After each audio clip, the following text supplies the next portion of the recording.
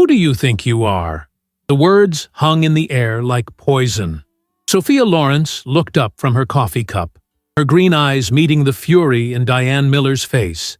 The beautiful apartment that she had worked so hard for suddenly felt small, suffocating. Nathan, her husband of 8 months, sat between them, his face drained of color, saying nothing. As always, "I asked you a question, girl." Diane's voice cut through the Sunday morning quiet. "Who gave you permission to redecorate my son's kitchen?" Sophia took a slow breath, reminding herself that this was her home, purchased with her money, decorated with her taste, maintained with her effort. The new coffee maker that had triggered this latest outburst had been a small indulgence, something to make their mornings brighter. She hadn't realized it would become another battlefield. "Diane, I didn't think I needed permission to buy a coffee maker for our kitchen," Sophia replied, keeping her voice level despite the hammering in her chest. She caught her reflection in the polished granite countertop, long brown hair falling in waves around her shoulders, a face her colleagues described as determined yet approachable, now struggling to maintain composure. "Our kitchen? Our?" Diane laughed, a harsh sound devoid of humor. "Nathan grew up with my kitchen rules. He knows how a proper household should be run. Not this modern nonsense you keep bringing in." Sophia felt a familiar weight settling in her stomach. This scene had played out dozens of times since their wedding. Different triggers, same script. The apartment she had purchased downtown, the car she drove, the job she excelled at, all somehow affronts to Diane's sensibilities about what a proper wife should be and do. "Mom, it's just a coffee maker," Nathan finally spoke, his voice barely above a whisper. "It makes good coffee." Diane turned to her son, her expression instantly softening. "Honey, I know you're trying to be supportive, but she's changing everything about you. Next thing, you'll forget all the values I raised you with." Sophia closed her eyes briefly. 3 years ago, she had been focusing solely on her career, climbing steadily through the corporate ranks at Reynolds Technology, becoming at 28 the youngest department head in the company's history. Romance hadn't been on her radar until that company mixer, where a mutual friend had introduced her to Nathan Miller with his kind eyes and easy smile. Their courtship had been a whirlwind. Nathan brought her breakfast in bed, wrote her sweet notes, planned thoughtful dates. His professional history had been spotty, 5 jobs in 3 years. But Sophia had admired what she thought was his courage to keep seeking his perfect fit. His devotion to his widowed mother had seemed charming, evidence of his good heart. How naive she had been.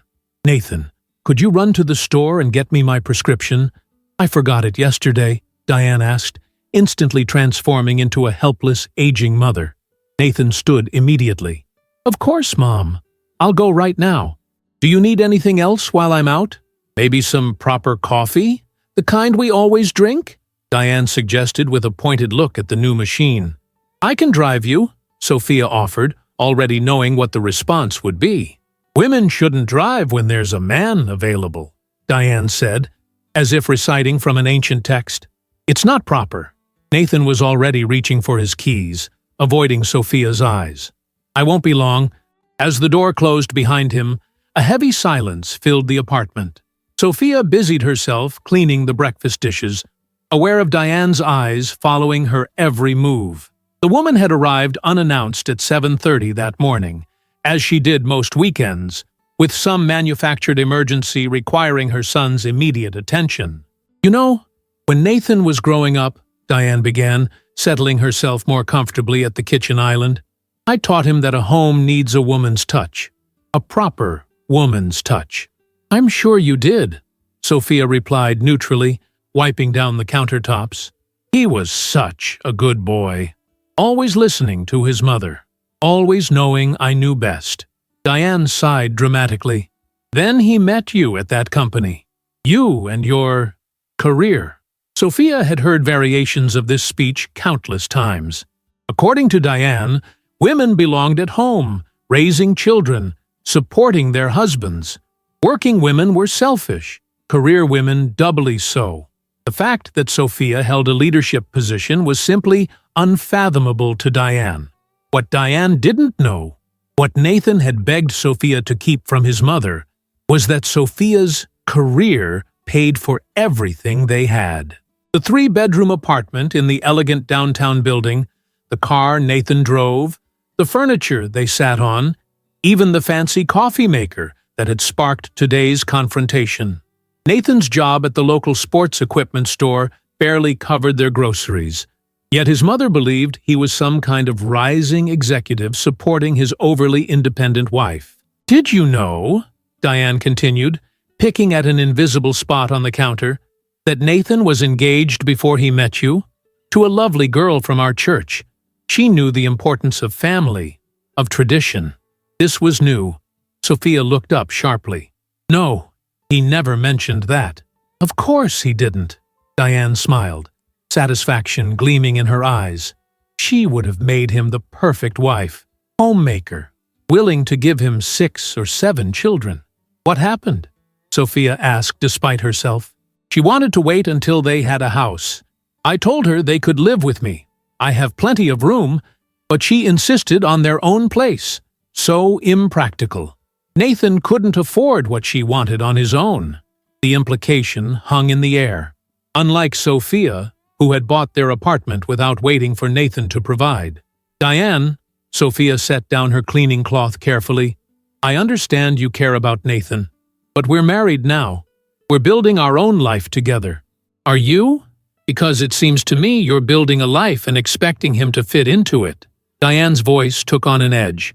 "Those fancy dinner parties with your work friends, that modern furniture, those business trips, is any of that what my son wants?" The truth was, Sophia didn't know anymore what Nathan wanted. When they were dating, he had seemed excited by her ambition, impressed by her accomplishments. He had talked about opening his own business someday, about them being a power couple. But since their wedding, since Diane had begun her campaign of daily interventions, Nathan had retreated into a passive role, deferring first to his mother, then reluctantly to Sophia, if pressed. "I think that's for Nathan and me to discuss," Sophia replied finally. "You think you're so much better than everyone, don't you? With your fancy job and your fancy apartment." Diane stood up, moving closer. "Let me tell you something, Miss Executive. My son needed a wife, not another job. He needed someone to support his dreams, not overshadow them with her own." Sophia felt heat rising to her cheeks. "I have supported Nathan in everything he's wanted to do. I encouraged him to take classes when he was interested in graphic design. I helped him network when he thought he wanted to try real estate. You emasculated him," Diane hissed, her face contorted with anger. "My son was a confident, strong man before he met you." Sophia stared at her, stunned by the venom. "That's not true." "No. Then why does he call me crying sometimes? Saying he feels like less of a man around you and your successful friends?" The revelation hit Sophia like a physical blow. Nathan called his mother crying about her? About their marriage? She thought about all the nights he had claimed to be working late, all the weekends spent helping his mother with endless household emergencies that somehow only occurred during their rare free time together. "He wouldn't," Sophia began. But even as she spoke, she knew it was exactly what Nathan would do. The man who couldn't stand up to his mother about a coffee maker would absolutely cry to her about his feelings rather than address them with his wife. "Oh, but he does." Diane pressed her advantage, moving closer until she was just inches from Sophia's face. "He tells me everything, every little complaint, every way you make him feel small. You think you're so perfect, don't you? Miss Independent? Miss I don't need anyone." "That's enough," Sophia said quietly, her hands trembling slightly as she gripped the edge of the counter. "Who do you think you are?" Diane's voice rose. "Coming into my son's life, turning him against his mother, making him feel inadequate? I said that's enough."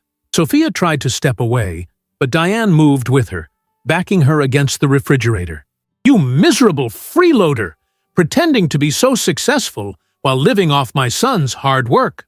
Sophia almost laughed at the irony, but there was nothing funny about the hatred contorting Diane's features. "If you don't like how things are done in this family, our family, then maybe you should just leave. Get out. Go back to wherever you came from before you ruined my son's life."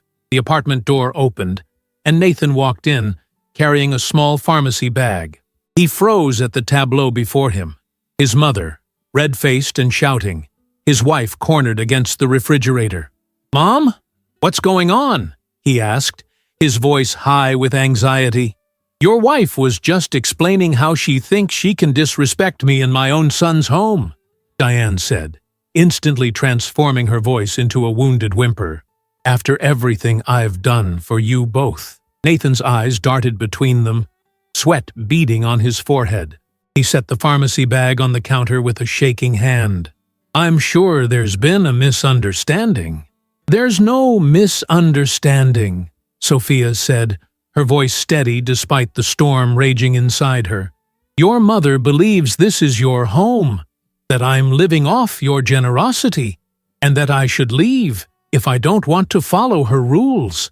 Nathan paled further, a feat Sophia wouldn't have thought possible. "Mom? That's not… Don't stammer, Nathan," Diane cut him off. "Be a man. Tell her who makes the decisions in this household."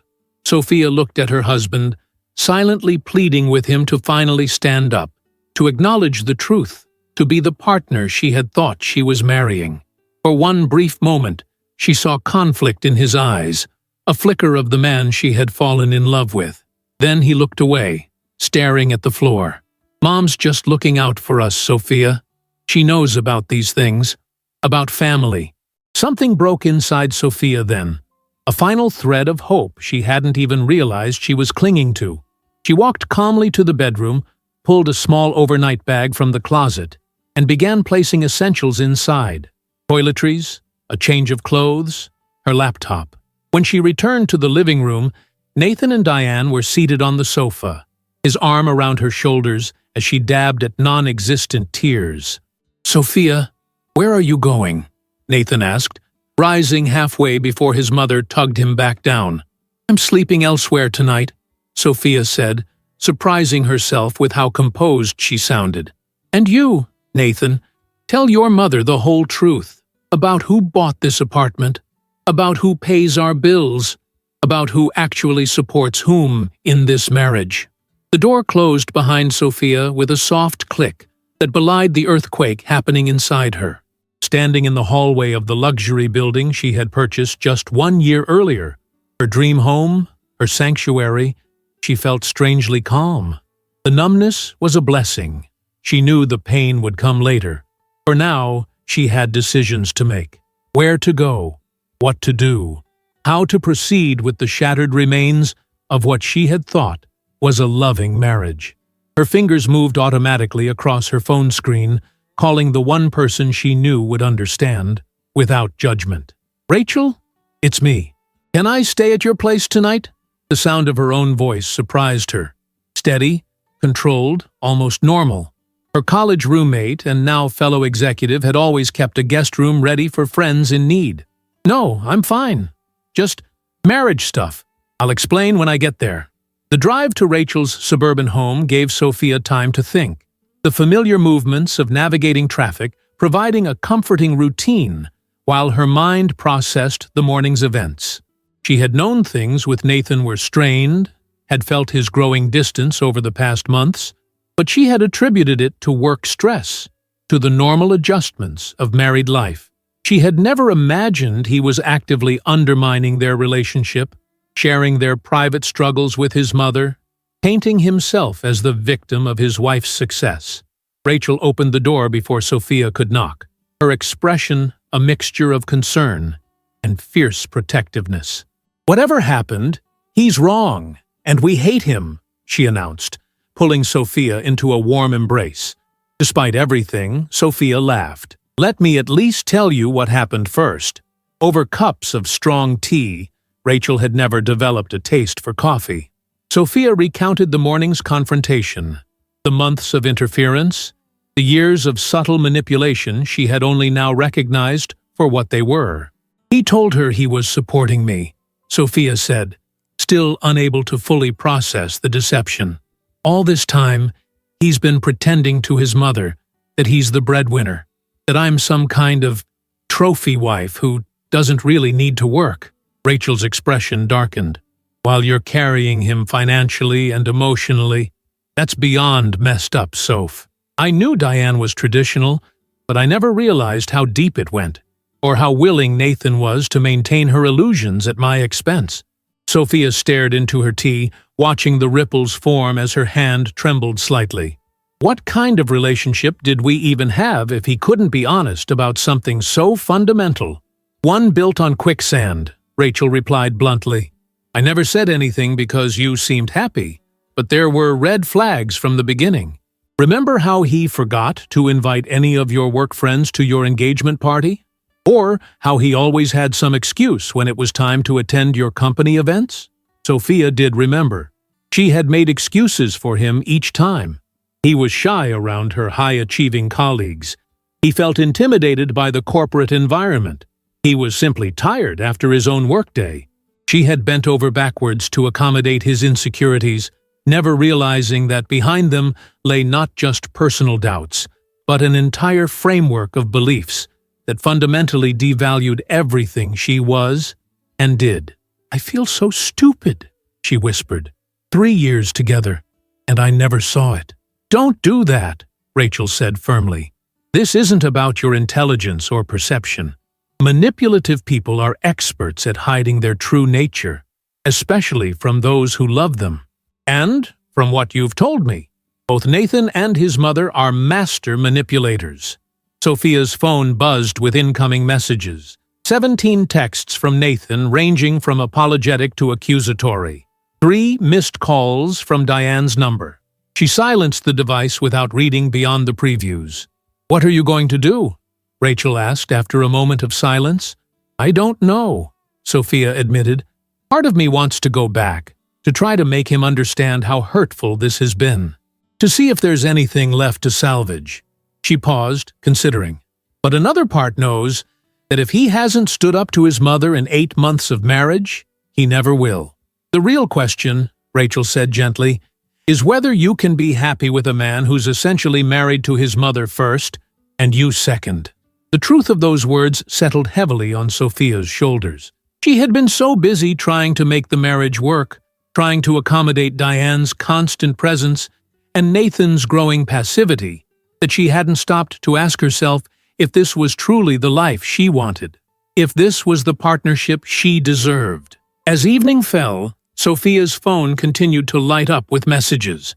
She finally read through them, watching the progression from Nathan's initial, "Please come home, we can talk about this," to "Mom is really upset, you shouldn't have spoken to her that way," to "I don't understand why you're being so difficult about this." Not once did he acknowledge the fundamental issue: his deception, his failure to stand by her, his choice to preserve his mother's illusions at the cost of his marriage's foundation. "You should try to get some sleep," Rachel suggested around 10 o'clock, showing her to the guest room. "Everything looks clearer in the morning." But sleep proved elusive. Sophia lay awake, staring at the unfamiliar ceiling, replaying moments from her relationship with Nathan, seeing them now through a different lens.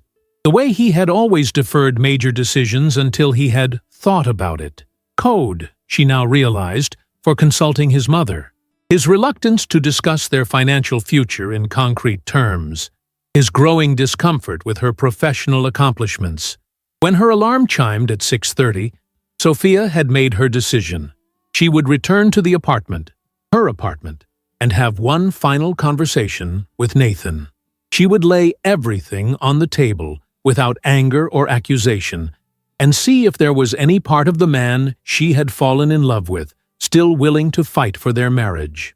If not, she would begin the process of disentangling their lives. "Are you sure you don't want me to come with you?" Rachel asked, concern evident in her voice as she watched Sophia prepare to leave. "I'm sure. This is something I need to do myself." Sophia hugged her friend tightly. Thank you for being here, for listening. Always, Rachel promised. Call me immediately if anything feels wrong. And remember, you deserve someone who celebrates your success, not someone who's threatened by it. The morning traffic was light, and Sophia arrived at her building sooner than expected. The doorman greeted her with his usual friendly smile, giving no indication that anything was amiss. In the elevator, she rehearsed what she would say, trying to find words that were honest, but not cruel, direct, but not confrontational. The scene that greeted her when she opened her apartment door stopped her cold. Destruction. There was no other word for it. The beautiful cream-colored sofa she had carefully selected was slashed, its stuffing spilling out like grotesque snowdrifts on the hardwood floor. The curtains hung in tatters. Picture frames lay shattered, family photos torn to pieces. In the kitchen, cabinet doors stood open, plates and glasses reduced to dangerous shards scattered across countertops and floor tiles. Sophia stood frozen in the doorway, her mind struggling to process the devastation before her. This wasn't a burglary. Her laptop still sat on the desk. Her jewelry box appeared untouched in the bedroom beyond. This was rage made manifest, destruction for destruction's sake. "Nathan?" she called, her voice echoing in the unnatural silence. No response. Moving carefully through the wreckage, Sophia made her way to the bedroom. The mattress had been slashed like the sofa, her clothes pulled from the closet and strewn about, some cut to ribbons. Nathan's side of the closet was empty, his dresser drawers pulled out and vacant. On her pillow lay a single sheet of paper, the flowing handwriting immediately recognizable as Diane's. "This is what happens when you disrespect family. We've taken what belongs to Nathan. Expect to hear from our lawyer about the rest. A wife's place is supporting her husband, not humiliating him. You'll regret the day you ever met my son." Sophia sank to the floor amid the ruins of her belongings, the paper crumpling in her grip. The numbness that had protected her since yesterday evaporated, leaving raw pain in its wake, not just for the destruction of her home, but for the final confirmation that the man she had loved, had built a life with, had married, had allowed this to happen, had perhaps even participated. Her hands shook as she called Rachel, then the police. The responding officers were kind but not particularly hopeful about pressing charges. Yes, it was destruction of property, but as marital property in a shared residence, the legal waters were murky. They took photos, filed a report, recommended she change the locks and consult an attorney. "I've seen this before," the female officer told her quietly as her partner finished the report. "X takes the stuff they think is theirs, trashes what they can't take. It's about control, about punishment." "He's not even my ex yet," Sophia said, the absurdity of the situation hitting her anew. "We had a fight yesterday." One fight. The officer's expression softened with understanding. Sometimes one fight is all it takes to reveal who someone really is. After the police left, Rachel arrived with reinforcements. 2 friends from their college days, both now successful in their own fields, both fiercely loyal. They helped Sophia clear the dangerous debris, salvage what could be saved, document the damage for insurance and legal purposes. "You're staying with me until we get this sorted," Rachel insisted, brooking no argument. "Dave and Michael will help move whatever you need." While the others worked, Sophia retreated to what remained of her home office, the one room that had largely escaped the destruction. Her legal documents were kept in a fireproof safe bolted to the floor of the closet, something Nathan had once teased her about as excessive caution. Now she was profoundly grateful for that caution. Inside the safe, everything remained intact. Birth certificate, passport, the deed to the apartment, car title, investment records, their marriage certificate, insurance policies. She spread them across her desk, creating piles. What was solely hers, what was in both their names, what would need to be addressed immediately. The deed to the apartment was in her name alone. She had purchased it before their marriage, and had never added Nathan to the title, despite his occasional hints that she should. The car was hers. The investment accounts were separate. Their only joint holding was a checking account they used for household expenses, into which they both deposited funds monthly. Though in recent months, Sophia realized with a fresh wave of anger, her deposits had covered nearly all their expenses as Nathan's contributions dwindled. Her hands stilled on the marriage certificate, the ornate lettering now seeming like a cruel joke. 8 months. They had been married, just 8 months. Not even a full year of sharing their lives before it had all imploded, revealing the rot at its foundation. Sophia's phone rang. An unknown number. She answered cautiously. "Mrs. Miller," a male voice inquired, formal and slightly aggressive. "This is Sophia Lawrence," she corrected automatically, having kept her maiden name professionally and increasingly using it in her personal life as well. "This is Gregory Watts, attorney at law. I'm calling on behalf of my clients, Nathan and Diane Miller." Of course, Diane had wasted no time securing legal representation, and of course, she was positioning herself as an equal party in what should have been between husband and wife alone. "Mr. Watts, I've just filed a police report for extensive property damage to my apartment. If you're representing the perpetrators, I suggest you advise them that criminal charges may be forthcoming." There was a brief silence on the line. "My clients inform me that they removed only what rightfully belonged to Mr. Miller from the marital home." "Your clients," Sophia replied, her professional training keeping her voice steady despite her racing heart, "destroyed thousands of dollars worth of furniture, electronics, and personal belongings. The marital home is legally my property, purchased before the marriage, titled in my name alone. I have extensive photographic evidence of the damage, witness statements, and a police report. Now, if there's something specific you're calling about, please state it. Otherwise, I'll have my attorney contact you directly." Another pause. "Mrs. Miller." "Ms. Lawrence," she corrected again, more firmly. "Ms. Lawrence," the attorney amended, his tone noticeably less confident. "My clients wish to discuss an equitable distribution of assets acquired during the marriage." "I'll have my attorney contact you," Sophia repeated, ending the call before the rage building inside her could erupt. She sat at her desk, surrounded by the paper trail of her life, and allowed herself one moment of pure grief for the future she had imagined. The children she and Nathan might have had, the home they might have built together, the partnership she had believed in so completely. Then she straightened her shoulders, pulled her laptop toward her, and began researching divorce attorneys.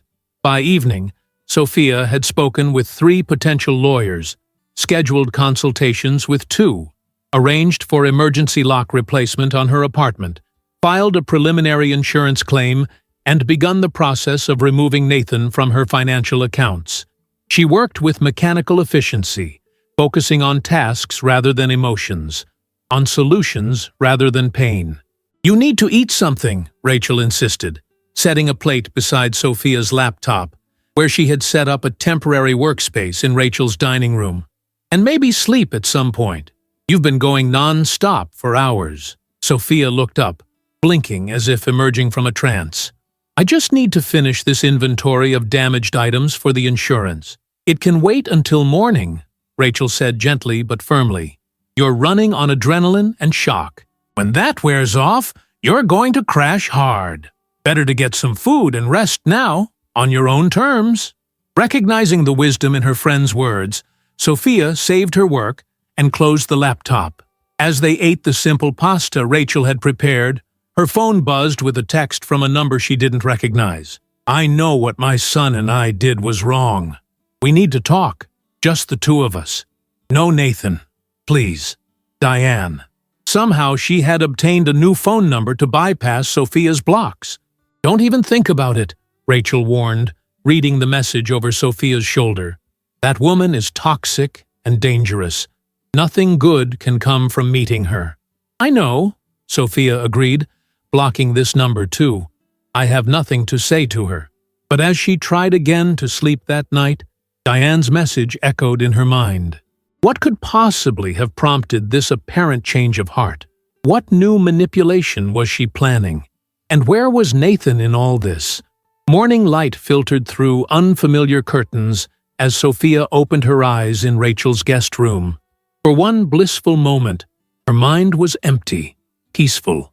Then, the memories flooded back. The fight, the destruction, the calls with lawyers, the text from Diane. She reached for her phone, expecting more messages, more demands, more chaos. Instead, there was just one text, sent at 3:27 in the morning, from Nathan's number. "I never meant for any of this to happen. I'm sorry." 7 words. 7 inadequate words to address the devastation of both her home and her marriage. Sophia stared at the message, trying to decipher what lay behind it. Genuine remorse? Attempted manipulation? A message sent under Diane's watchful eye? There was no way to know, and Sophia was surprised to realize she no longer cared enough to find out. That indifference felt like progress, like healing.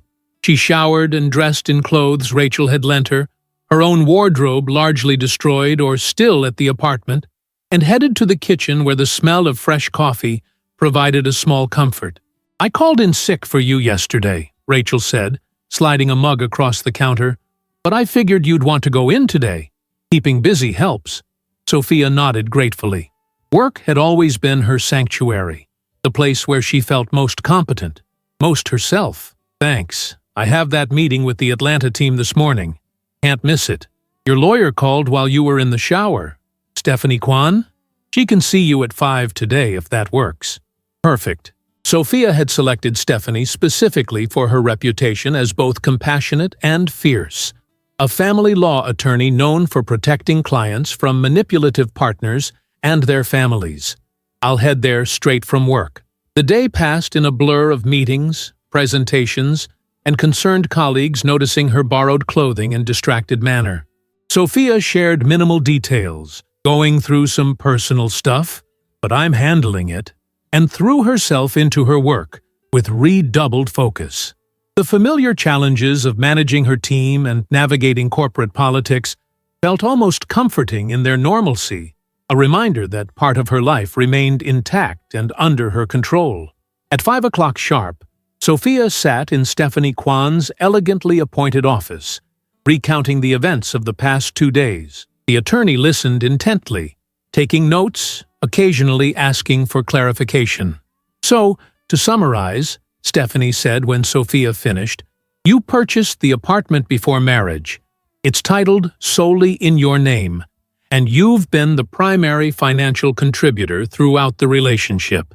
Your husband has been unemployed or underemployed for significant periods, and his mother appears to be a substantial negative influence. Now they've damaged your property and are making vague legal threats about equitable distribution of assets." "That's the situation," Sophia confirmed. Stephanie leaned forward, her expression both kind and determined.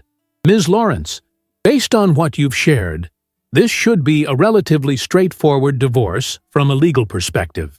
New York is an equitable distribution state, but given the short duration of the marriage and the fact that most assets were acquired before marriage, your husband has limited claim to them. The property damage complicates things, but also strengthens your position. What about his mother's involvement? She seems to be driving a lot of this. Legally, she has no standing whatsoever in your divorce. She's not a party to your marriage contract. However," Stephanie's expression grew more serious, "from a practical perspective, she's clearly a disruptive influence, potentially encouraging destructive and even criminal behavior." The attorney opened a drawer and pulled out several forms. "I recommend we proceed with an emergency order of protection, given the property destruction. This would legally bar both your husband and, if we can demonstrate her involvement, his mother from entering your property or contacting you directly." "Is that necessary?" Sophia asked, the reality of her situation hitting her anew. "I mean, Nathan's text seemed apologetic." "Ms. Lawrence," Stephanie said gently, "in my 20 years of practice, I've seen too many cases where property destruction escalates to personal violence. I'm not saying that will happen here, but the level of rage evidenced by the damage to your apartment is concerning. A protection order is a precaution I strongly recommend." Sophia nodded, signing where indicated. As Stephanie explained next steps, a plan began taking shape. Legal filings tomorrow, a locksmith to change the locks again, this time with reinforced door frames, security cameras for the apartment, a formal separation agreement followed by divorce papers. "What about my personal belongings still at the apartment?" Sophia asked. "I need clothes, documents, my work materials." "We'll arrange for a police escort for you to retrieve essential items," Stephanie assured her. "In fact, we can schedule that for tomorrow afternoon if that works for you." By the time Sophia left the attorney's office, night had fallen over the city. She felt simultaneously exhausted and lighter, as if having a concrete plan had lifted some of the uncertainty weighing her down. She opted to walk a few blocks before calling a ride-share, needing the cool evening air to clear her head. Her phone rang. Another unknown number. Against her better judgment, Sophia answered. "Hello? Is this Sophia Lawrence?" An unfamiliar male voice, tentative, professional. "Yes? Who's calling?" "Ms. Lawrence, this is Officer Daniel Reyes with the NYPD. There's been an incident at your residence. The security desk called us when they heard shouting and what sounded like more property damage." Sophia's heart raced. "Is everyone all right? Was anyone hurt?" "No injuries, ma'am. We've detained 2 individuals attempting to remove property from your apartment. They claim to be your mother-in-law and husband." Of course, they had returned. "Officer Reyes, I filed a report yesterday about extensive property damage caused by those same individuals. I'm in the process of obtaining a protection order." "That explains it," the officer replied. "They were quite insistent they had a right to be there. The gentleman seemed under duress. The older woman was doing most of the talking, claiming they were retrieving their possessions. Neither of them lives there," Sophia stated firmly. "The apartment is solely in my name. I'm the only one on the lease with the building management." "Understood. How would you like to proceed? We can arrest them for trespassing and attempted burglary if you wish to press charges."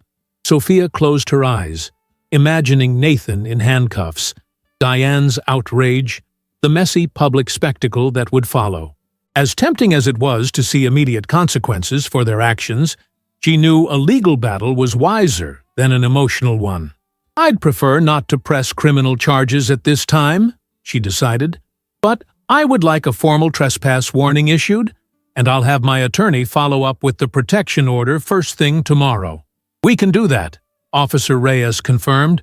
"Would you like us to remain on site until you arrive? I'm actually staying elsewhere tonight. If you could just ensure they leave the premises and don't return, I'd appreciate it." After ending the call, Sophia immediately phoned Stephanie, who promised to expedite the protection order given this new development. Then she contacted the building's security desk, authorizing them to deny entry to both Nathan and Diane, regardless of what claims they made. When Sophia finally returned to Rachel's home, her friend took one look at her face and wordlessly poured a glass of wine. "They went back," Sophia explained, sinking onto the couch. "Tried to take more things. The police were called." Rachel's expression darkened. "Please tell me they're in jail where they belong." "No, I didn't press charges. Yet." Sophia sipped her wine, the rich Cabernet grounding her in the present moment. "The lawyer thinks that would complicate the divorce. Better to handle it all through civil court, if possible." "I still think jail would be appropriate," Rachel muttered. "Especially for Mommy Dearest." Despite everything, Sophia smiled slightly. "You've never even met Diane." "I don't need to. Anyone who raises a son to be that dependent and enables that kind of behavior is toxic through and through." Rachel refilled their glasses. "What's the next step?" "Police escort to get my remaining belongings tomorrow. Protection order, then divorce filings." Sophia recited the plan like a shopping list, clinical and detached. Stephanie thinks it should be straightforward, given the circumstances. "And emotionally? What's the next step there?" Rachel's question was gentle but direct. Sophia considered this. I honestly don't know. I feel numb, like I'm handling someone else's crisis. That's shock, Rachel said knowingly. Trust me, the feelings will come crashing in when you least expect them. And when they do, I'll be here with more wine and a shoulder to cry on. The predicted emotional collapse arrived the next morning as Sophia stood in her bedroom with a police officer outside the door, packing what remained of her professional wardrobe. Most of her clothes had been slashed or torn, but a few items hanging in the back of the closet had escaped the rampage. As she reached for a blue blazer, the one she'd worn on her first date with Nathan, a wave of grief hit her with physical force. She sank to the closet floor, clutching the blazer to her chest, finally allowing the tears she'd been holding back. She wept not just for the marriage that had imploded so spectacularly, but for the future she had imagined, for the family they might have created, for the partner she had thought Nathan was, or could become. Officer Garcia, the female officer assigned to escort her, appeared in the doorway. Ms. Lawrence, are you all right? Sophia nodded, wiping her eyes. Sorry, just taking a moment? Take all the time you need, the officer said kindly. This kind of thing, it's never easy. The hardest part, Sophia confessed, standing and resuming her packing, is that I still don't understand how we got here, how someone I loved could do this, or stand by while it was done. Officer Garcia's expression was compassionate but knowing. In my experience, when someone shows you who they really are, even if it's shocking to you, they've usually been that person all along. You just couldn't see it until now. The wisdom in those words stayed with Sophia as she finished gathering what could be salvaged. Some clothes, important papers, family photographs, a few personal mementos. The apartment would need extensive repairs before it was livable again. Walls would need repainting, furniture replacing, broken items discarding. In a way, Sophia thought, it was a fitting metaphor for her life. Gutted, damaged, but with good bones, ready for renovation. 3 days later, as Sophia was reviewing repair estimates for the apartment, her phone rang with yet another unknown number. Hello? She answered cautiously. Ms. Lawrence, this is Andrew Hayes from Hayes Renovation and Restoration. Your insurance company asked us to provide a quote for repairs to your apartment. I was hoping to schedule a time to do a walk-through assessment. Of course. Sophia checked her calendar. Would tomorrow afternoon work? Say, 3 o'clock? That's perfect. I'll be there personally.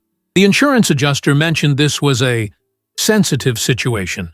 I want to assure you we handle these cases with extra care. I appreciate that, Sophia replied, surprised by the contractor's perception. Most businesses would have simply seen it as another job. The following afternoon, Sophia met Andrew Hayes at her building. He was not what she had expected. Younger than she'd imagined, perhaps in his mid-30s, dressed in a crisp button-down shirt rather than the typical contractor's work clothes, with intelligent eyes and a thoughtful demeanor. The insurance company provided some photos, he explained as they rode the elevator, but I prefer to see the damage firsthand. Sometimes there are underlying issues that aren't immediately visible. When they entered the apartment, Andrew's expression remained professionally neutral, but Sophia caught the brief widening of his eyes at the extent of the destruction. This was thoroughly done, he observed quietly, moving carefully through the living room, examining slash marks on the sofa, gouges in the hardwood floors, shattered mirrors. That's one way of putting it, Sophia agreed, feeling strangely self-conscious, as if the destruction somehow reflected on her. Andrew seemed to sense her discomfort. I've seen this kind of damage before, he said, kneeling to examine a particularly deep gouge in the flooring. Anger leaves distinctive patterns, different from typical burglary damage or vandalism. You can tell the difference? Sophia asked, genuinely curious. 10 years in this business, you learn to recognize signatures. He stood, brushing off his knees. Burglars are efficient. They break what's necessary to get what they want. Random vandals are chaotic, often intoxicated. But this, he gestured to the methodical destruction surrounding them, this was personal. Someone took their time, made sure to damage what mattered most. His insight was so accurate it momentarily stole Sophia's breath. That's exactly what happened. Andrew nodded, his expression compassionate without being pitying. I don't need to know the details, just helps me understand what we're dealing with. He pulled out a tablet, beginning to make notes. The good news is, everything is fixable.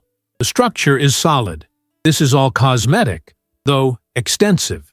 As they moved through the apartment, Andrew detailed what would need replacement versus repair, estimated timeframes, discussed options for upgrading certain elements while they were being worked on anyway.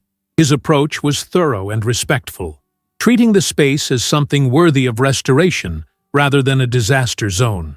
How long do you think the work will take? Sophia asked as they completed the assessment. With proper coordination, about 3 to 4 weeks. Andrew looked up from his tablet. We can prioritize certain areas if you're planning to move back in stages. Sophia considered this. Part of her wanted nothing more than to reclaim her space, to erase all evidence of the destruction and start fresh. Another part wondered if she could ever feel truly at peace there again, with the memory of what had happened etched into her consciousness, if not the physical space. I haven't decided if I'm staying or selling once repairs are complete, she admitted. Andrew nodded understanding. Either way, we'll make it like new. Better than new, actually. He hesitated, then added, if you do decide to sell, I have connections with several excellent real estate agents who specialize in situations where discretion is important. His thoughtfulness touched Sophia. Thank you. I appreciate that more than you know. As they wrapped up, exchanging contact information and discussing next steps, Sophia found herself noticing details about Andrew she had missed initially. The careful way he listened before responding, his attention to small details, the lack of condescension in his explanations of technical aspects of the repairs. One more thing, Andrew said as they prepared to leave. We can arrange for secure disposal of any damaged items you don't want to keep. Sometimes it helps not to have to deal with those reminders. That would be great, Sophia agreed, suddenly overwhelmed by the thought of sorting through the physical remnants of her shattered marriage. I'll have a detailed estimate to you by tomorrow, Andrew promised. And Ms. Lawrence? For what it's worth, spaces can heal just like people do. Sometimes they even come out stronger for having been broken. His words stayed with Sophia long after he had left, a small spark of hope in the darkness that had enveloped her life. Spaces could heal. People could heal. Maybe she could too. The following week brought rapid developments.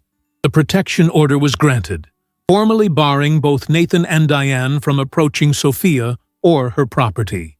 Divorce papers were filed, with Nathan offering surprisingly little resistance, a development Stephanie attributed to his likely consultation with his own attorney, who would have explained the weakness of his position. Repairs began on the apartment, with Andrew's team working efficiently to restore the space. Sophia threw herself into her work, earning praise from senior management for a particularly successful presentation to potential investors. On the surface, she was handling everything with admirable composure, but in private moments, the grief still ambushed her. Seeing a couple holding hands in the street, passing a restaurant where she and Nathan had celebrated an anniversary, finding his forgotten tie in her borrowed desk at Rachel's. It's normal, Rachel assured her during one particularly difficult evening. You're mourning not just the relationship that was, but the one you thought you had. The one you hoped for. That takes time.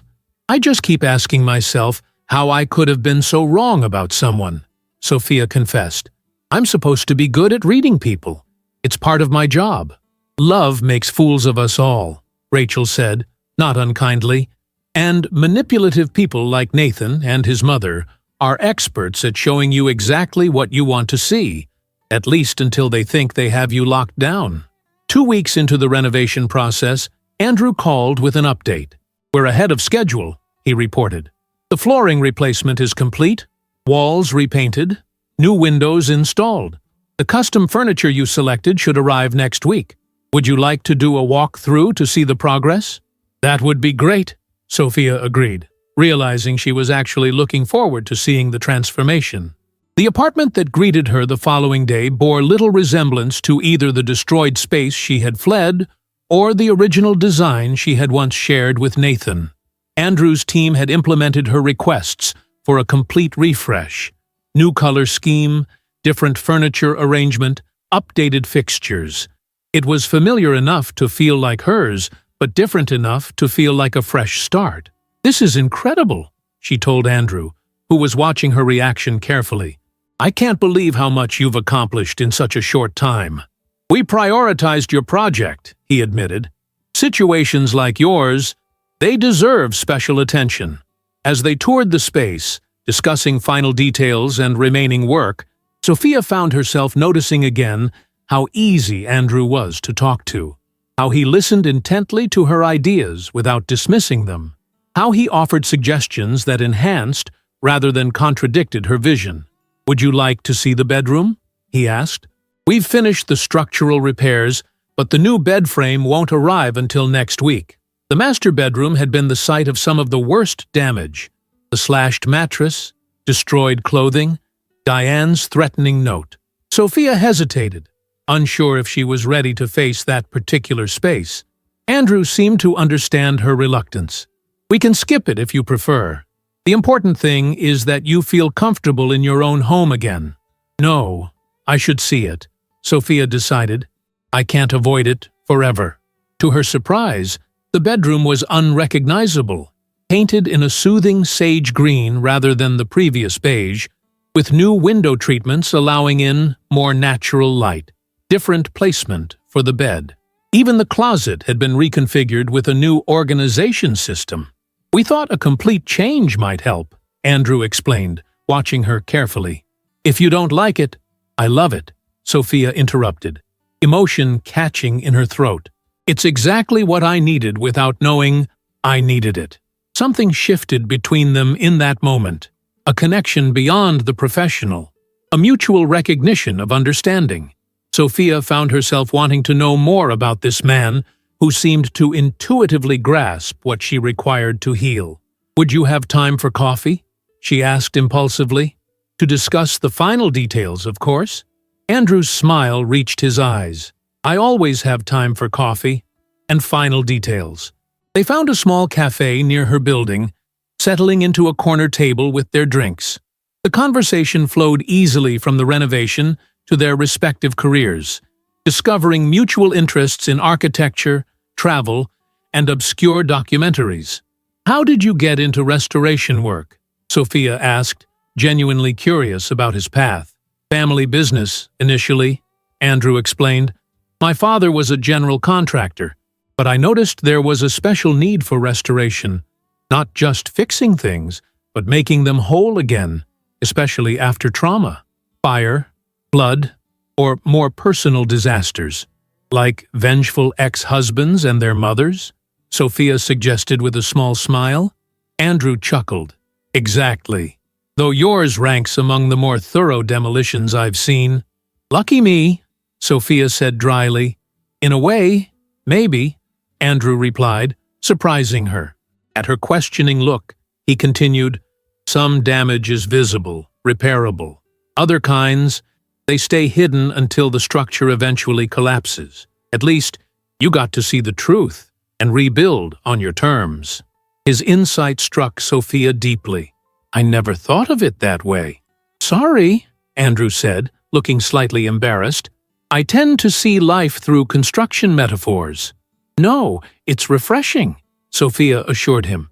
"Most people just tell me how sorry they are, or how I'll find someone else, or how time heals all wounds. Generic comfort without real understanding."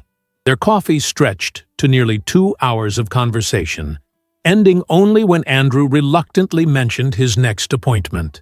As they prepared to leave, he hesitated. "I know this is unorthodox, given our professional relationship," he began, "but when the project is complete, I'd like to take you to dinner, if you're interested and ready." The invitation was unexpected but not unwelcome. Sophia considered it carefully, aware of her still raw emotional state, but also conscious of the genuine connection she felt with this thoughtful man. "I'd like that," she decided. "But you're right. Let's wait until the project is finished. I think we both need that clean separation between professional and personal." Andrew's smile was warm with understanding. "Absolutely. Good boundaries make for solid foundations." As Sophia walked back to Rachel's that evening, she felt something she hadn't experienced in weeks. A small, tentative spark of hope for the future. Not because of Andrew specifically, though she was genuinely interested in knowing him better, but because she had glimpsed a path forward, a way to rebuild not just her apartment, but her life on stronger, truer foundations. 3 weeks later, Sophia stood in the center of her fully restored apartment, taking in the transformation. The space felt simultaneously familiar and entirely new, like meeting an old friend who had undergone a profound personal evolution. The walls gleamed with fresh paint in colors she had selected, warm neutrals accented with touches of blue and green, colors of growth and tranquility. New furniture arranged in a more open configuration made the space feel larger, more welcoming. Custom bookshelves lined one wall, filled with her books, photographs, and mementos that had survived the destruction. "What do you think?" Andrew asked, watching her reaction carefully. "Is there anything you'd like to change?" Sophia turned slowly, absorbing every detail. "It's perfect," she said softly. "Better than before. It feels like mine. Truly mine now." The renovation had become a form of therapy for her. Each decision about colors, materials, and arrangements, a reclaiming of her space and, by extension, her life. Andrew had been an ideal partner in this process, offering suggestions without imposing, listening to her needs, and translating them into tangible solutions. "That was the goal," he replied with evident satisfaction. "Not just to repair, but to renew." Their professional relationship had maintained appropriate boundaries throughout the process, but Sophia had grown to look forward to their meetings, to value Andrew's perspective not just on renovation details, but on the larger process of rebuilding after devastation. He spoke from experience. She had learned.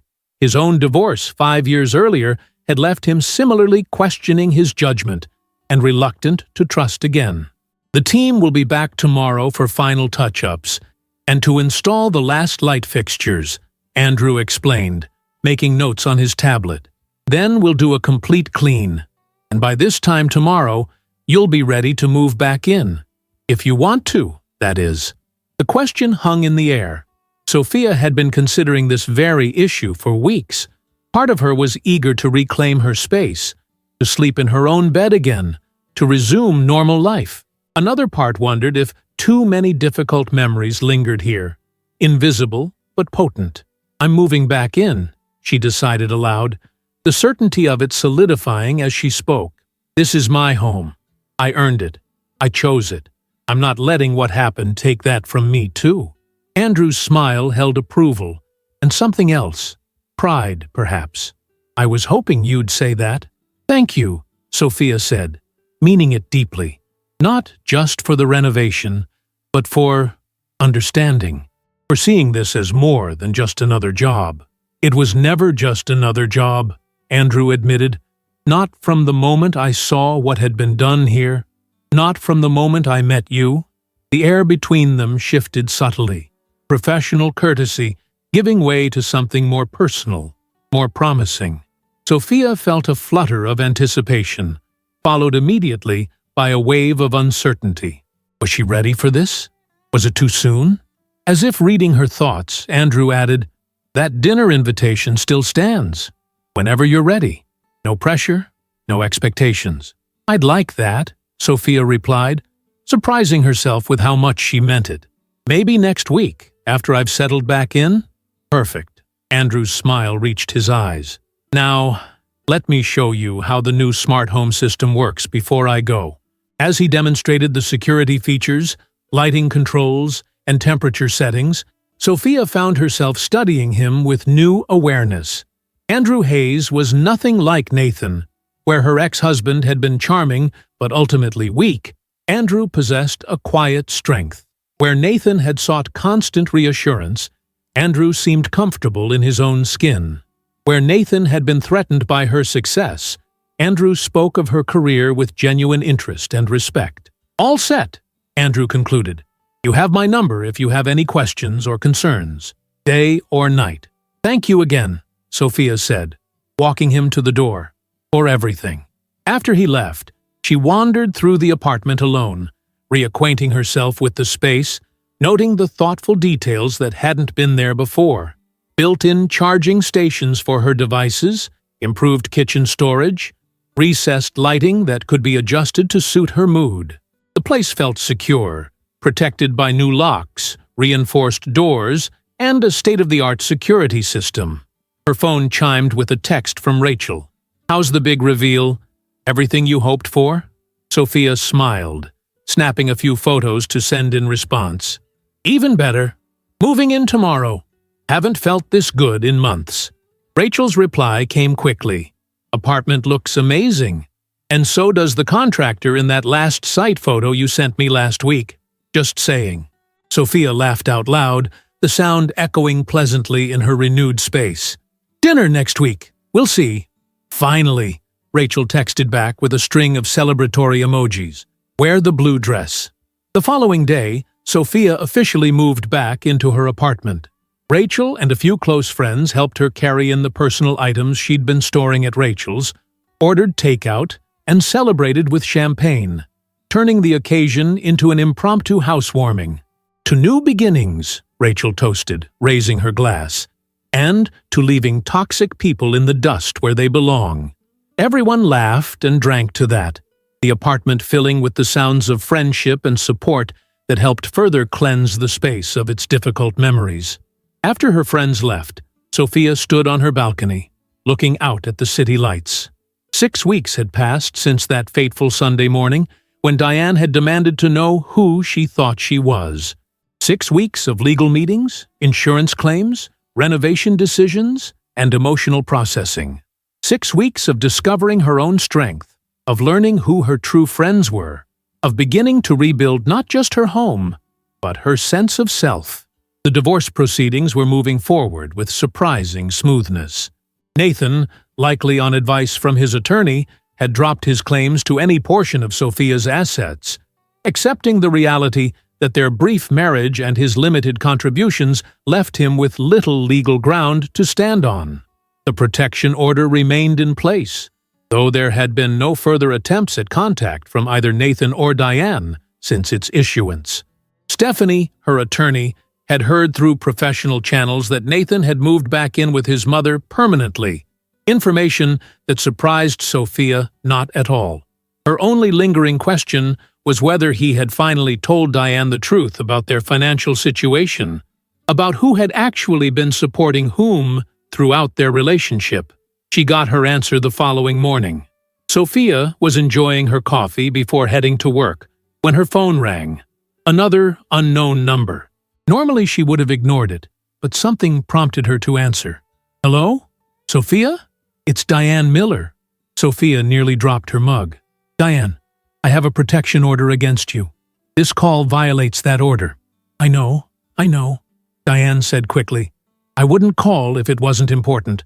Please, just 5 minutes. That's all I ask." Against her better judgment, Sophia's curiosity won out. 5 minutes. "Thank you." Diane's voice sounded different, subdued, lacking its usual imperious tone. I owe you an apology. What Nathan and I did to your apartment was inexcusable, criminal. I understand now why you got that court order." Sophia remained silent, waiting. An apology from Diane Miller was so unexpected that she suspected some kind of trap. "Nathan finally told me everything," Diane continued, when Sophia didn't respond. "About the apartment being yours, about you supporting him financially, about all of it." "And?" Sophia prompted, still wary. "And I was wrong about you." The admission seemed physically painful for Diane to make. I had this image in my head of who you were, of what was happening in your marriage. I thought you were taking advantage of my son, emasculating him, making him dependent on you. I was protecting him, or so I thought. You destroyed my home, Sophia said flatly. You threatened me. You tried to take what wasn't yours. I know. Diane's voice cracked slightly. There's no excuse, but there is an explanation, if you're willing to hear it. Despite herself, Sophia was curious. Go on. Nathan's father was like him. Charming, handsome, professionally unstable. I supported us for years while he drifted from job to job, full of big dreams that never materialized. He left us when Nathan was 12, ran off with his much younger assistant, leaving nothing but debts behind. Diane paused, her breathing audible through the phone. I swore I'd never let Nathan become dependent on a woman the way his father was dependent on me. I raised him to be the man of the house, to believe in traditional roles. So when you realized I was the primary breadwinner, Sophia began, understanding dawning. It was like history repeating itself, Diane confirmed, like watching my son become his father. I couldn't bear it. I lashed out at you instead of facing the truth about Nathan. The revelation stunned Sophia. All this time, she had seen Diane as a controlling monster, never considering that the woman's behavior, however inexcusable, might have roots in her own pain and fear. Why are you telling me this now? Sophia asked. Because I'm losing my son, Diane admitted, her voice breaking completely. He's becoming more dependent, not less. He won't look for work. He sits around my house all day, watching TV, playing video games. When I try to talk to him about it, he says there's no point, that he's not good at anything, that no woman will ever want him now. That's not my problem, Diane, Sophia said, though with less edge than she might have a few weeks earlier. I know it's not. I'm not asking you to fix it. I wanted you to understand, and to apologize. Truly apologize. Diane took a deep breath. What I said that day, what I called you, freeloader, nothing. It was all projection. I was describing my fear of what Nathan was becoming, not who you are. Sophia sat with this information, turning it over in her mind. The apology seemed genuine. Diane's distress palpable even through the phone. But years of manipulation couldn't be erased by one conversation. I appreciate your apology, Sophia said finally, but it doesn't change what happened. The protection order stays in place. The divorce proceeds. I understand, Diane replied, sounding resigned. I wouldn't expect anything else. I just needed you to know that I recognize the harm I caused, that I regret it deeply. After ending the call, Sophia sat motionless, processing this unexpected development. She felt no desire to reconcile with Diane or Nathan, no inclination to drop the legal proceedings or protection order. But Diane's call had provided something she hadn't realized she needed: context, explanation, a final piece of the puzzle that helped make sense of the bewildering collapse of her marriage. At work that day, Sophia found herself more focused, more present than she had been in weeks. As if Diane's call had somehow released a lingering tension she hadn't been fully aware of carrying. During her lunch break, she texted Rachel with a brief account of the conversation. Wow, Rachel responded. Didn't see that coming. Do you believe her? Strangely, yes, Sophia replied. It doesn't excuse anything, but it helps me understand. Makes me feel less crazy for not seeing the red flags sooner. Closure is underrated, Rachel texted back. Now focus on the future. Blue dress, handsome contractor. Tomorrow night. Sophia smiled at her phone. The dinner with Andrew was indeed scheduled for the following evening, her first real date since the separation. She had chosen the restaurant, a small Italian place known for its intimate atmosphere and excellent wine list. Andrew had seemed pleased with her selection when she suggested it, mentioning that he loved Italian food but rarely took the time to enjoy it properly.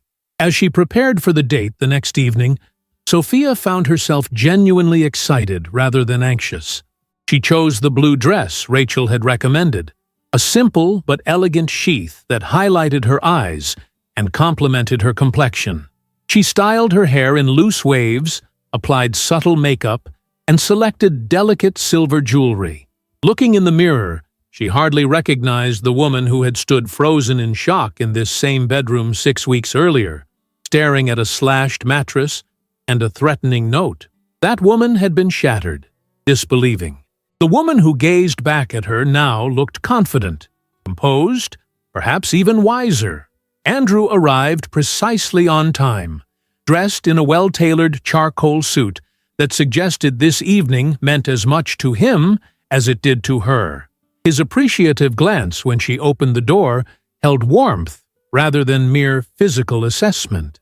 "You look beautiful," he said simply. "Thank you. You clean up pretty well yourself," she replied, pleased to discover that the easy rapport they had developed during the renovation process translated naturally to this new context. The restaurant was busy, but not crowded, their corner table offering both privacy and a pleasant view of the street outside. They ordered wine, studied menus, and settled into conversation that flowed as naturally as if they had known each other for years rather than weeks. "I got a call from Diane yesterday," Sophia found herself saying, after they had covered more conventional first-date topics. "Nathan's mother." Andrew's expression registered surprise, followed by concern. "The protection order is still in place," Sophia assured him. She called to apologize, actually, to explain, in her way, what drove her behavior. "That's unexpected," Andrew commented. "Do you think it was genuine?" "Oddly, yes." Sophia twirled pasta on her fork, considering. "It doesn't change anything, but it helped me make sense of what happened. Helped me see that it truly wasn't about me. It was about their issues, their patterns, their fears." Andrew nodded understanding. Sometimes that's the most important realization after a relationship ends, that their behavior reflected their damage, not your worth. Exactly. Sophia felt a surge of appreciation for this man who seemed to intuitively grasp concepts that had taken her weeks of reflection to reach. "It's liberating, in a way. I spent so much time wondering what I could have done differently, how I could have prevented what happened. And now?" Andrew asked, his eyes intent on hers.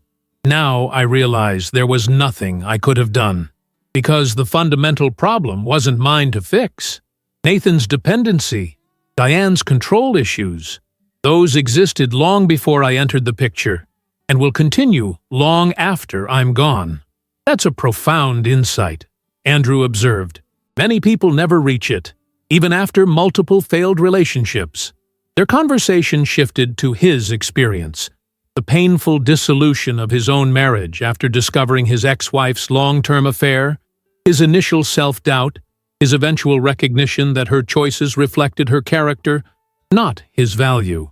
"Renovation became a kind of therapy for me," he explained. "There's something powerful about taking something broken and making it whole again, something stronger and more beautiful than before." "I felt that during our project," Sophia admitted. "Each decision about the apartment felt like a decision about my future. What to keep, what to discard, what to transform." As the evening progressed, Sophia found herself increasingly drawn to Andrew's thoughtfulness, his quiet confidence, his evident respect for her experience and perspective. Unlike Nathan, who had always needed to be the center of attention, Andrew listened as much as he spoke, asked questions that showed genuine interest in her thoughts, shared his own views without dominating the conversation. When he walked her back to her apartment building, the moment of potential awkwardness that often concludes first dates never materialized. Instead, there was a comfortable sense of mutual understanding, of possibilities unfolding naturally. "I'd like to see you again," Andrew said, as they stood outside her building. "Perhaps dinner at my place next time? I make a decent risotto." "I'd like that," Sophia replied, meaning it completely. "Next week?" His smile was warm, genuine. "Perfect." He leaned forward, kissing her cheek softly. "Good night, Sophia." "Good night, Andrew." As she rode the elevator to her apartment, Sophia felt a quiet joy spreading through her. Not the heady infatuation she had experienced with Nathan, but something more grounded, more sustainable, a recognition of potential rather than a desperate grasp at fantasy. Inside her apartment, she kicked off her shoes and wandered to the balcony, looking out at the city lights as she had done the night before. But tonight, the view seemed different, brighter, more promising, filled with possibilities rather than reminders of pain. Her phone chimed with a text from Rachel. "Details. How was it? Second date potential or hard pass?" Sophia smiled, typing back, "Definitely second date. Dinner at his place next week. He's different, in all the right ways." Rachel's response came instantly. "Yes! I need all the details tomorrow." "Lunch?" "Lunch," Sophia confirmed, still smiling as she set down her phone. Tomorrow would bring another day at the job she loved. Lunch with a friend who had stood by her through the darkest moments and continued progress on her divorce. Next week would bring a second date with a man who seemed to understand both renovation and healing. The future stretched before her, uncertain but full of promise, like a newly renovated space waiting to be filled with new memories. Sophia Lawrence was reclaiming her life, piece by piece, day by day. And for the first time in months, she was genuinely excited to see what came next. The following weekend, Sophia met with Stephanie for what would be their final consultation before the divorce was finalized. The attorney had news that surprised her. Nathan's counsel has proposed an unusual addition to the settlement agreement, Stephanie explained, sliding a document across her desk. He wants to include a formal apology as part of the court record. Sophia scanned the document with disbelief. It was a straightforward acknowledgement of wrongdoing, admitting to property damage, expressing regret for emotional distress caused, accepting full responsibility with no excuses or qualifications. "This is unexpected," Sophia said, looking up from the paper. "What's the legal significance?" "Minimal," Stephanie admitted. "It doesn't change the financial terms or any other substantive aspects of the divorce, but it does create an official record acknowledging fault, which is rare in no-fault divorce states like New York." "Do you think it's sincere?" Sophia asked, still struggling to reconcile this document with the Nathan she had come to know. Stephanie considered this carefully. His attorney is well respected, not the type to engage in meaningless gestures. And there's no strategic advantage to this. If anything, it could theoretically strengthen any civil claim you might bring for the property damage, though I know you've decided against that route. Sophia nodded, thinking of Diane's unexpected call, wondering if perhaps mother and son had both experienced some kind of awakening. Or perhaps this was Nathan's first step toward genuine independence, taking responsibility for his actions rather than allowing his mother to dictate his responses. "I'll accept it," she decided. "Not for him, but for me." For the record, the divorce was finalized the following week, a simple proceeding that took less than 30 minutes in court, legally ending a union that had effectively collapsed months earlier. Nathan attended with his attorney but sat silently throughout, making eye contact with Sophia only once. A brief, unreadable glance as the judge pronounced them divorced. Diane was notably absent, honoring the protection order that remained in place, despite the divorce's conclusion. Sophia wondered briefly if this too represented growth on the older woman's part, an acceptance of boundaries she had previously trampled without thought or care. Outside the courthouse, Rachel waited with a small bouquet of flowers and a warm embrace. "How do you feel?" she asked as they walked toward a nearby cafe for a celebratory lunch. Sophia considered the question carefully. "Lighter," she said finally. "Like I've set down a heavy burden I didn't realize I was carrying." "Freedom looks good on you," Rachel observed, linking her arm through Sophia's. "Now, tell me more about last night's dinner with the dreamy contractor." Sophia smiled, thinking of the evening spent in Andrew's tastefully appointed home, cooking together, sharing stories, discovering common ground and intriguing differences. Their connection continued to develop naturally, without pressure or agenda, each encounter adding another layer of understanding and appreciation. "It's early days," she said, not wanting to jinx what felt like a promising beginning. But good, really good. As they settled at their table, Sophia's phone buzzed with an email notification, the final paperwork from the court, officially documenting the end of her marriage to Nathan Miller. She glanced at it briefly, then tucked the phone away. That chapter was closed. A new one was beginning, and this time she was writing it entirely on her own terms. 1 year later, Sophia stood at the floor-to-ceiling windows of her office, gazing at the Manhattan skyline as the setting sun painted the glass towers in shades of gold and amber. The view never failed to inspire her, a reminder of how far she had come and the possibilities that still stretched before her. The promotion she had received 6 months earlier had come with this corner office, a substantial raise, and expanded responsibilities that challenged and fulfilled her in equal measure. On her desk sat a small framed photo taken at Rachel's wedding 3 months ago, Sophia in a flattering bridesmaid's dress, standing beside Andrew, both smiling broadly at the camera. Next to it was a carefully preserved card from her team, congratulating her on leading the acquisition that had cemented her reputation as one of the company's most valuable executives. Her phone chimed with a text from Andrew. "Still on for 7? Made reservations at Bellini's." Sophia smiled, typing back. "Wouldn't miss it. Be ready in 20 minutes." Sietert today marked 1 year since her divorce had been finalized, not an anniversary she had planned to commemorate, but Andrew had insisted on taking her to dinner, saying it was worth celebrating how far she had come since that difficult day. As she gathered her things to leave, Sophia reflected on the gradual, steady evolution of their relationship over the past year. Unlike the whirlwind courtship with Nathan, her connection with Andrew had developed naturally, each step forward taken with careful consideration and honest communication. They had begun officially dating 2 months after her divorce, spent holidays meeting each other's families, and just last month had started discussing the possibility of moving in together. "Ms. Lawrence?" Her assistant appeared in the doorway. "There's someone here to see you. She doesn't have an appointment, but she's quite insistent." Sophia checked her watch, frowning slightly. "I'm actually heading out soon." "Who is it?" "A Mrs. Miller. She said you would know what it's about." Sophia froze, her hand halfway to her bag. Diane Miller, here at her office, after a year of silence. "Did she say what she wants?" Sophia asked, her voice carefully neutral. "Just that it's important, and won't take long." Her assistant looked concerned. "Should I tell her you're unavailable?" Sophia considered this, weighing curiosity against caution.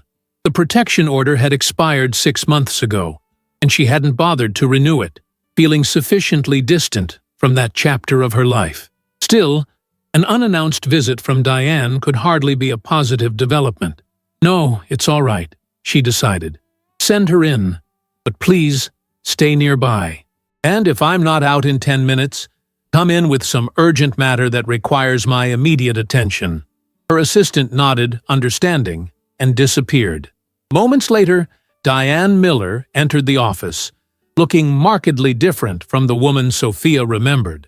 The perfectly coiffed hair was now streaked with more gray, the designer clothes replaced by a simple, almost severe black pantsuit. But the most notable change was in her demeanor, the imperious confidence replaced by a certain hesitancy, even humility. "Sophia," Diane said, stopping just inside the doorway. "Thank you for seeing me." "This is unexpected," Sophia replied, remaining behind her desk, maintaining both physical and professional distance. "What can I do for you, Diane? I won't take much of your time." Diane moved further into the office but didn't sit down. "I wanted to give you this in person." Siki, she placed a small envelope on the edge of Sophia's desk. "It's the final restitution payment for the damages to your apartment." Sophia looked at the envelope with surprise. 3 months after the divorce, she had received a letter from Diane's attorney, offering to make monthly payments to cover the portion of the renovation costs not covered by insurance, approximately $30,000. Sophia had initially considered refusing, but Stephanie had advised her to accept, seeing it as a tangible acknowledgement of wrongdoing. "You could have mailed this," Sophia observed, making no move to take the envelope. "Or had your attorney handle it." "I could have," Diane agreed, "but I wanted to see you, to tell you in person that the payments are complete, but my regret isn't. That will continue for the rest of my life." The sincerity in the older woman's voice was unmistakable. Sophia studied her former mother-in-law, searching for signs of the manipulative tyrant who had made her married life a nightmare. Instead, she saw only an aging woman carrying the weight of her mistakes. "Please, sit," Sophia said finally, gesturing to one of the chairs facing her desk. Diane sat, her posture still straight, but lacking its former rigidity. "You've done well for yourself," she observed, glancing around the impressive office. "Nathan mentioned you had received a promotion." "You're in contact with Nathan?" Sophia asked, surprised. The last she had heard, through mutual acquaintances, Nathan had moved to Chicago shortly after the divorce. "We speak occasionally," Diane said, her expression complicated. "Not like before. He's finding his own way now. It's been difficult for both of us, learning new patterns after so many years." "I see." Sophia wasn't sure what else to say, what possible common ground they could find after everything that had happened. "He's working steadily now," Diane continued, as if sensing Sophia's discomfort and seeking neutral territory. "Teaching high school history. It suits him better than all those sales jobs he kept trying to force himself into." "That's good to hear," Sophia said, genuinely glad that Nathan had found something stable, something that might allow him to develop the independence he had so desperately lacked. A brief, awkward silence fell between them. Sophia glanced at the clock, thinking of her dinner with Andrew, wondering how to politely end this unexpected encounter. "I won't keep you," Diane said, following Sophia's gaze to the clock. "I can see you're on your way out.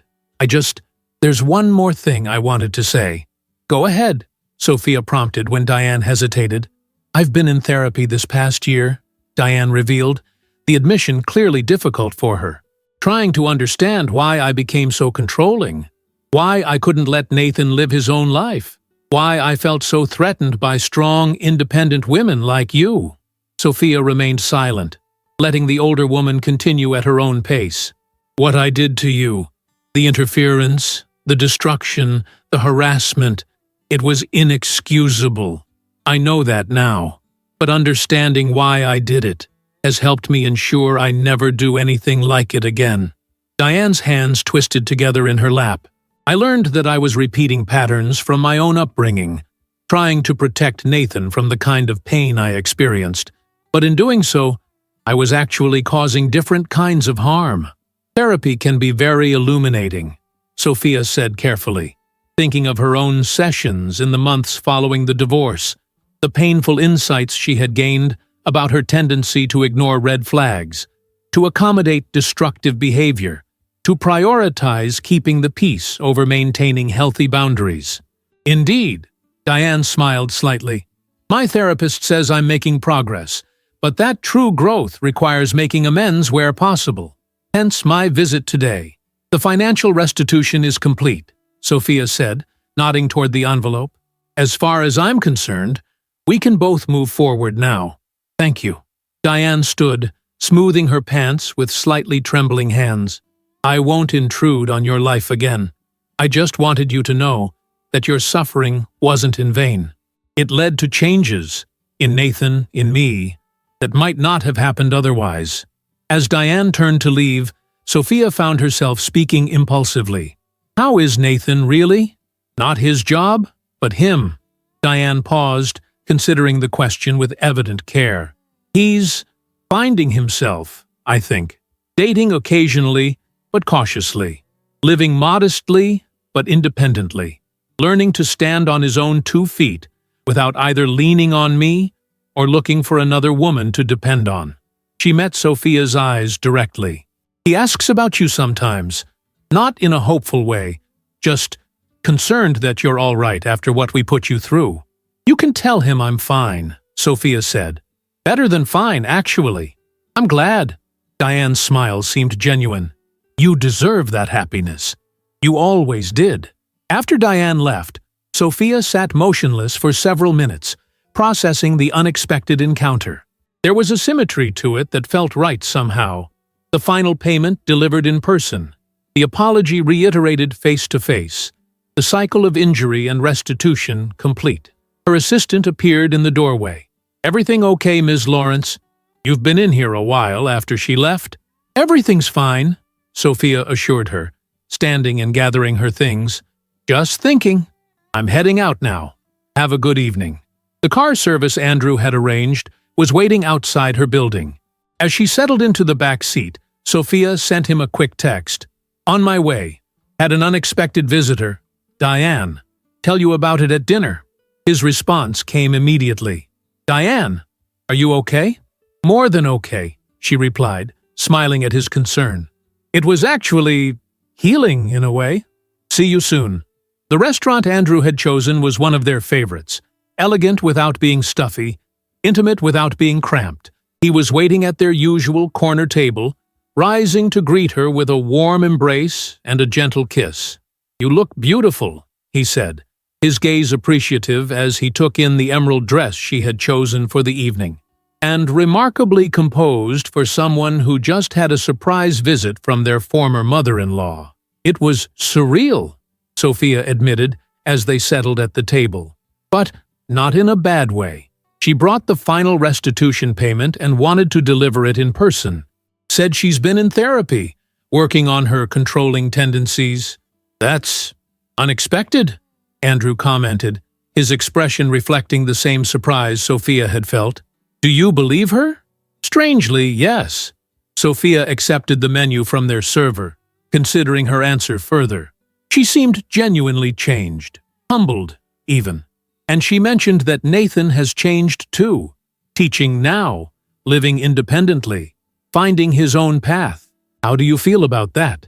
Andrew asked, his question careful, non-judgmental. Sophia appreciated his sensitivity, the way he never assumed her emotions or reactions. Relieved, mostly, she replied honestly. I never wished them ill, despite everything. It's good to know some positive change came from that difficult time. They ordered wine, selected their meals, and the conversation shifted to lighter topics. Andrew's latest restoration project, Sophia's upcoming business trip to London, the play they had tickets to see that weekend. Their relationship had settled into a comfortable rhythm that still contained elements of pleasant surprise and discovery. As they finished their entrees, Andrew reached across the table to take her hand. I had planned to wait until dessert for this, but I find I can't hold it in any longer. Sophia looked at him questioningly, noting a new intensity in his expression, a mixture of excitement and nervousness she hadn't seen before. Today marks 1 year since your divorce was finalized, Andrew began, his thumb tracing gentle circles on the back of her hand. A year of healing, of growth, of building something new, for both of us, together and individually. It's been quite a year, Sophia agreed, her heart beginning to beat faster as she sensed the direction of his words. When I first met you, standing in that destroyed apartment, I saw someone who had been deeply wounded, but wasn't broken. Someone with remarkable strength and resilience. As I got to know you, I discovered so much more. Your intelligence, your compassion, your ability to rebuild not just physical spaces, but your entire life. Andrew reached into his jacket pocket with his free hand, producing a small velvet box that he placed on the table between them. I'm not proposing yet, he clarified quickly. I know we've only talked tentatively about moving in together, and I respect the pace you're comfortable with. Sophia felt a complex mix of emotions, relief that he wasn't rushing her, appreciation for his sensitivity, curiosity about what the box contained, if not an engagement ring. This is a promise, Andrew continued, opening the box to reveal a delicate silver key attached to a simple silver chain. A key to my home. which I hope will someday be our home, whenever you're ready. No pressure, no timeline, just an open door whenever you want to walk through it. Tears pricked at Sophia's eyes, not of sadness, but of profound gratitude for this man who understood her need for autonomy, who offered partnership without demanding surrender, who recognized that true intimacy required both closeness and space. "It's perfect," she said softly, taking the necklace from the box. "Will you put it on me?" Andrew moved to her side of the table, gently fastening the chain around her neck. The key rested just below her collarbone, a tangible symbol of possibility rather than possession. "I love you," he said simply as he returned to his seat, "and I'm incredibly proud of the journey you've made this past year." "I love you too," Sophia replied, the words coming easily, naturally. "And I'm grateful every day that you were the one who came to restore my apartment. And by extension, my faith that good men exist." They lingered over dessert and coffee, discussing not just the symbolic meaning of the key, but practical considerations about potentially sharing a home, which place they might live in, how to merge their belongings, whether they would eventually want to find a new space that was truly theirs together, rather than one person joining the other's established domain. "No rush on any of this," Andrew reiterated as they left the restaurant hand in hand. "The key is an invitation, not an expectation." "I know," Sophia assured him, squeezing his hand, "and that's exactly why it means so much." As they walked toward the car, Sophia's phone chimed with an email notification. She glanced at it briefly, then stopped in her tracks, a disbelieving laugh escaping her. "What is it?" Andrew asked, concerned by her sudden reaction. "You won't believe this," Sophia said, showing him the screen. "I've been asked to give a keynote speech at the National Business Women's Conference next month. The topic? Rebuilding professional resilience after personal setbacks." "That's incredible," Andrew said, genuine pride evident in his voice. "And perfectly fitting. Your story could help so many women facing similar challenges." "My story," Sophia echoed thoughtfully. "A year ago, I would have done anything to avoid telling it, to pretend none of it had happened. Now I'm being asked to share it as inspiration. That's the definition of transformation," Andrew observed. "Taking what once caused pain and using it to create something meaningful, something that helps others." As they drove back to Sophia's apartment, she found herself mentally composing the speech, thinking of all she had learned through the collapse of her marriage and the rebuilding of her life. She would speak of recognizing red flags, of maintaining financial independence, of the importance of supportive friendships, but she would also speak of forgiveness, not for the benefit of those who had harmed her, but for her own peace of mind, of how understanding the roots of others' destructive behavior could help release the grip of anger and resentment. Andrew walked her to her door, kissing her goodnight with the perfect balance of passion and tenderness that characterized their relationship.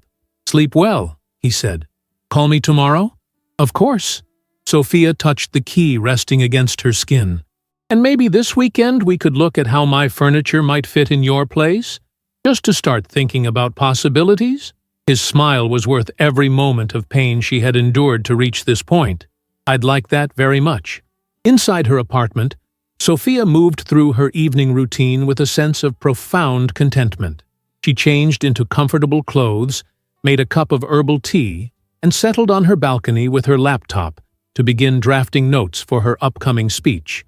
As she typed, memories surfaced, standing in this same spot a year ago, looking out at the city lights, wondering if she would ever feel whole again. The contrast between then and now was stark, almost difficult to comprehend, not just in her romantic life, but in every aspect of her existence. She had emerged from the crucible of her failed marriage not just intact, but enhanced, more self-aware, more discerning, more confident in her ability to weather whatever storms life might bring. Her phone chimed with a text from Rachel. Andrew just called Michael, sounding ridiculously happy. "Spill!" Sophia smiled. Typing back, gave me a key to his place on a necklace. Perfect gentleman. No pressure, just possibility. Thinking about moving in together sometime soon. Rachel's response was immediate and enthusiastic.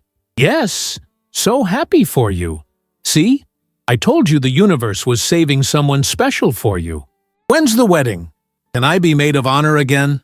Slow down, Sophia replied, laughing. One step at a time. But yes, if and when that day comes, you're first on the list. Setting her phone aside, Sophia returned to her speech notes, adding a final thought. The greatest lesson I've learned is that resilience isn't about pretending the damage never happened. It's about acknowledging it, understanding it, and then building something new that incorporates that understanding. Like the Japanese art of kintsugi, where broken pottery is repaired with gold, making the restored piece more beautiful, more valuable than the original. Our broken places, once healed, can become our greatest strength, the gold that binds us together, that reminds us of our capacity to endure, to rebuild, to transform destruction into creation. Sophia touched the key at her throat, its weight both delicate and significant. Ahead lay endless possibilities. A deeper relationship with Andrew, continued professional growth, perhaps, someday, the family she had once envisioned with Nathan, but now understood, would be far healthier, far more joyful, with a partner who truly saw and valued her.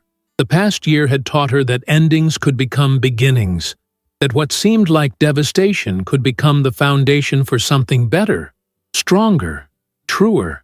She had lost a husband, but found herself, had lost a home, but created a sanctuary, had lost illusions, but gained wisdom. Who do you think you are? Diane had once demanded, her voice full of contempt.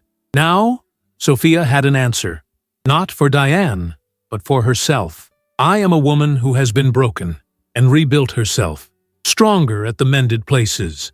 I am a professional who has earned every step of her success. I am a partner who knows her worth and chooses connection based on mutual respect, not need or fear. I am someone who understands that true strength lies not in never falling, but in rising every time we fall. I am Sophia Lawrence, and my story is still being written, this time entirely on my own terms. As the city lights twinkled below her balcony, Sophia closed her laptop and simply breathed in the moment, savoring the peace she had fought so hard to achieve. Tomorrow would bring new challenges, new opportunities, new growth. But tonight, in this moment, she was exactly where she needed to be, whole, hopeful, and ready for whatever came next. The journey from that terrible Sunday morning, when her world had imploded to this quiet evening of contentment, had been neither straight nor easy. There had been dark days of doubt, of grief, of rage that threatened to consume her. There had been legal battles and property disputes, therapy sessions where she had confronted her own blind spots and patterns. But there had also been moments of unexpected joy, of discovering her own resilience, of deepening friendships and new connections. There had been professional achievements that might never have happened had she remained in the shadow of Nathan's insecurity and Diane's control. There had been the slow, beautiful unfolding of her relationship with Andrew, built on a foundation of mutual respect and genuine partnership rather than need or illusion. Most importantly, there had been the gradual reclaiming of herself, her confidence, her independence, her ability to trust her own judgment again. The key against her skin was not a weight, but a promise, not of possession, but of possibility. She would use it when she was ready, not a moment before, secure in the knowledge that Andrew understood and respected her need to move forward at her own pace. In the meantime, she had a speech to write, a department to lead, a life to continue building on her terms. The woman who had once stood cornered in her own kitchen, hearing herself called worthless by her mother-in-law while her husband said nothing, was gone. Not forgotten, but transformed, her pain alchemized into wisdom. Her wounds healed into scars that told a story of survival and renewal. Sophia Lawrence raised her teacup in a silent toast to herself, to the journey behind her and the path ahead. The bitter taste had become sweet. The broken places had been mended with gold. She was whole again, different but whole, scarred but stronger, and her story was far from over.